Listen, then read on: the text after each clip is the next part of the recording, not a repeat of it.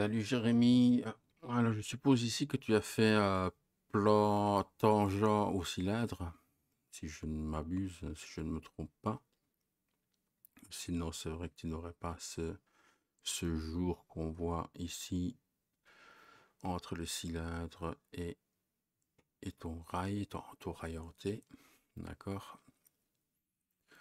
Donc voilà. Ici, moi ce que je te propose c'est de faire un plan décalé,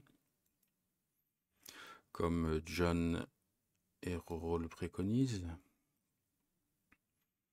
Sur ce plan, on va créer une esquisse. On va venir projeter déjà notre cylindre, d'accord? Même si on n'a pas forcément besoin. On va utiliser notre spline, qu'on va venir au milieu ici, et on va faire une courbe comme ceci, d'accord? Notre esquisse est terminée, d'accord? Maintenant, on va passer en surfacique. Et là, je vais extruder cette ligne qu'on vient de faire jusque dans la moitié du cylindre, hein, que ça dépasse bien. D'accord? Et je fais OK. Là, maintenant, on va découper la face du cylindre. Donc, ça a les faces. On sélectionne la face du cylindre, l'outil de scission, la forme qu'on vient de créer. OK. Donc maintenant, si je cache la forme comme ceci, nous avons notre parcours à suivre avec l'outil balayage ou sweep.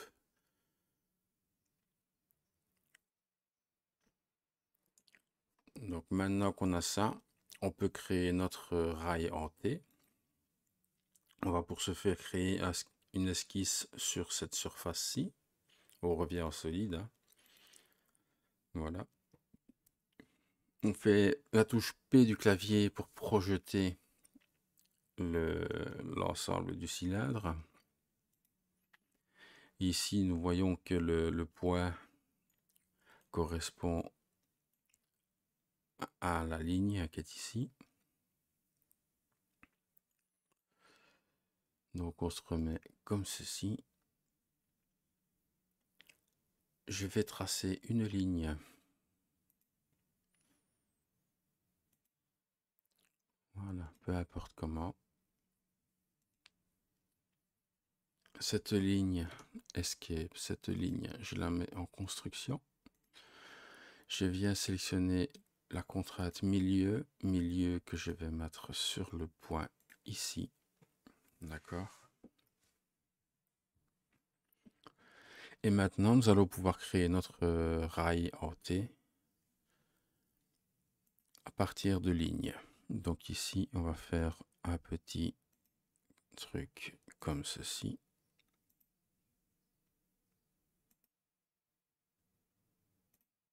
Il n'y a pas besoin d'être précis, hein. On mettra la cotation après.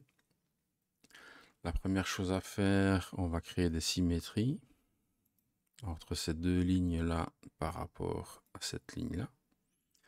Entre ces deux lignes-là par rapport à celle-là. Et maintenant, on va donner des dimensions. D pour dimension. Ici, on va mettre, je ne sais pas moi, 5 mm. Pareil de l'autre côté. Ici, on va mettre 5 mm. Une distance entre les deux ici de 10 mm, admettons.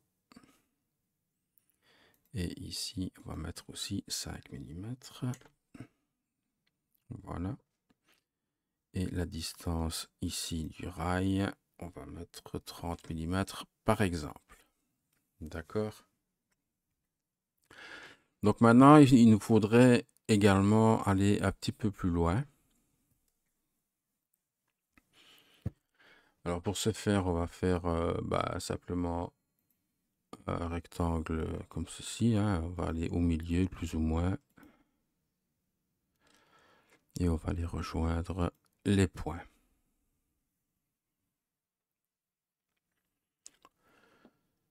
Alors, est-ce que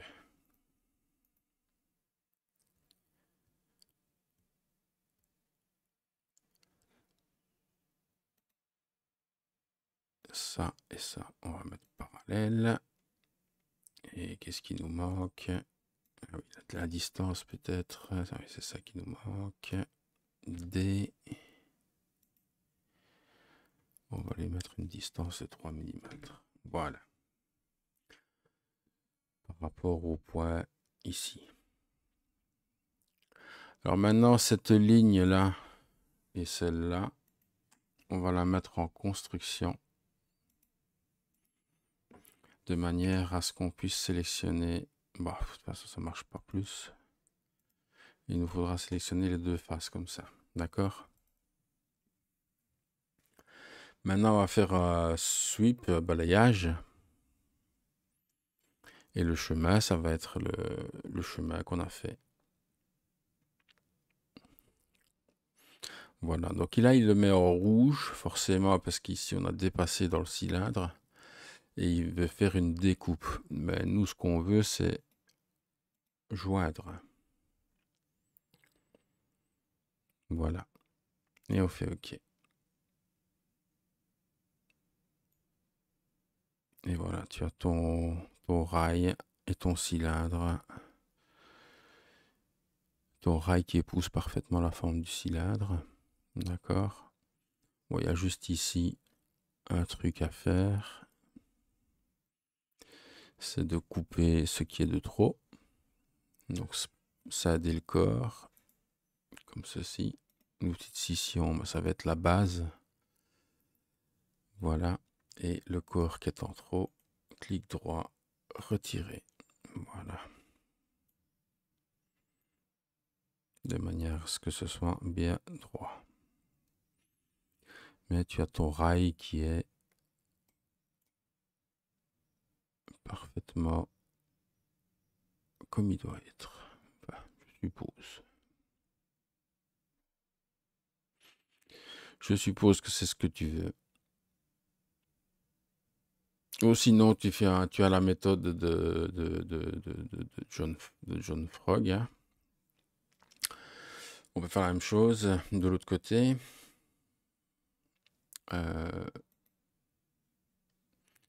Je vais créer un plan de décalage de celui-là, par exemple. OK. Je vais créer une esquisse. Je vais projeter avec la touche P du clavier le cylindre. Ou les lignes plutôt. Donc P, les lignes. OK. Pourquoi celle du bas, elle n'a pas pris? Voilà. Donc ici, bah, c'est pareil, on va faire une spline à partir du milieu.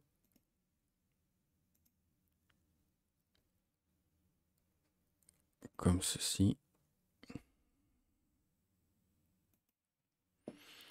On va faire un décalage de cette spline ici de... On va faire à peu près 3 mm.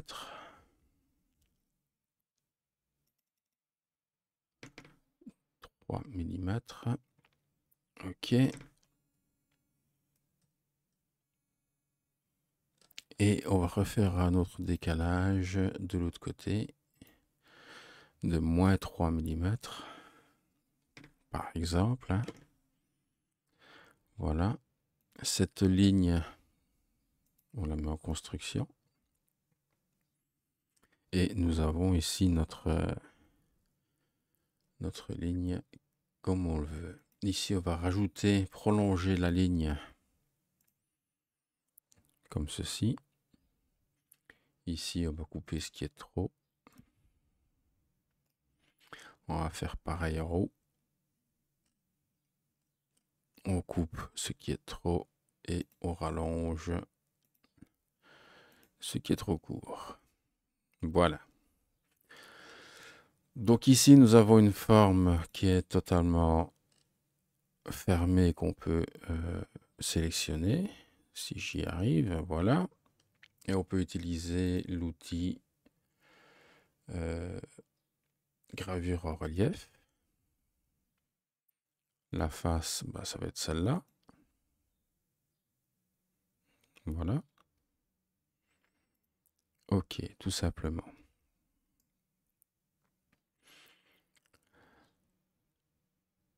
Maintenant, ce qu'on peut faire, c'est aller dans le surfacique, sélectionner cette face-là et créer... Comment est-ce que je vais modifier ça?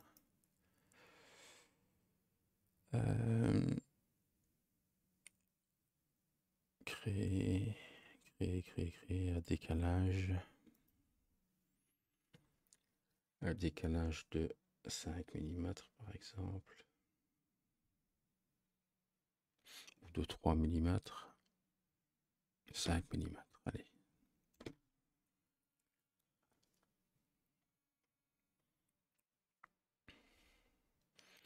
Je vais refaire aussi également un décalage de 0. OK. Je vais cacher mon corps en attendant. D'accord. Et ici, bah, il ne nous reste plus qu'à créer, par exemple, la fermeture des deux objets. Donc, on va utiliser l'outil lissage. Normalement, ça devrait le faire. D'un point à l'autre. OK. Pareil de l'autre côté. Lissage d'un point à l'autre. OK. Ici, on va fermer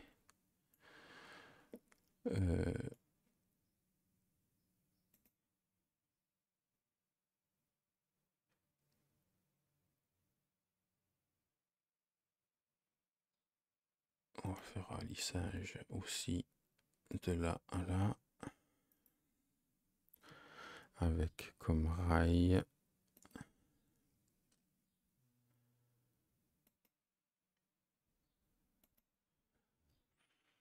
OK.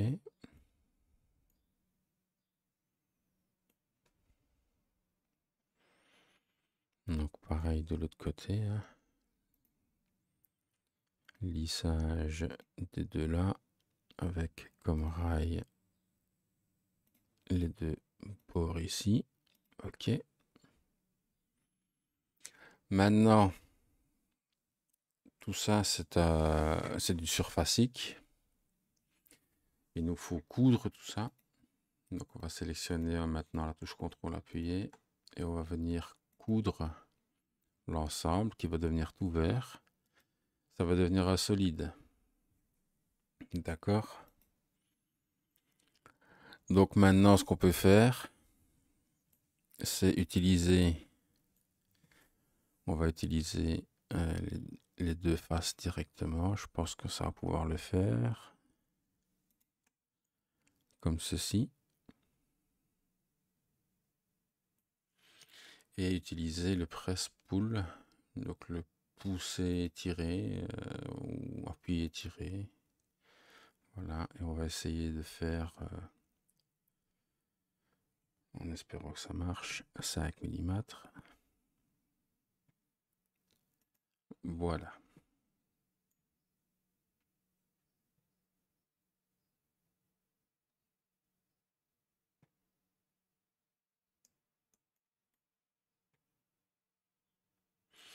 Voilà deux façons de faire ton rail en T. Tu choisis la méthode que tu préfères. Je pense que celle-ci sera beaucoup plus préférable à l'autre. Je ne sais pas.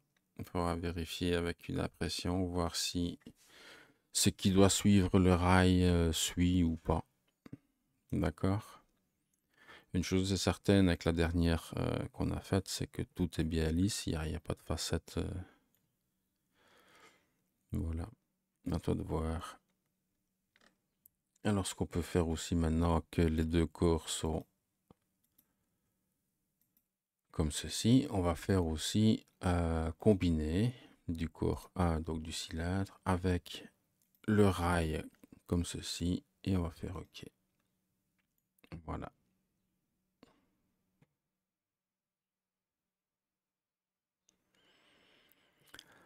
Voilà, voilà. Ben, à toi de voir maintenant. Ah, il y a une chose qui est plus ou moins certaine, c'est que le rail a l'air de suivre également la courbe du cylindre. Ça, voilà. Comme ça, tu le sais. Voilà, voilà. Allez, à plus.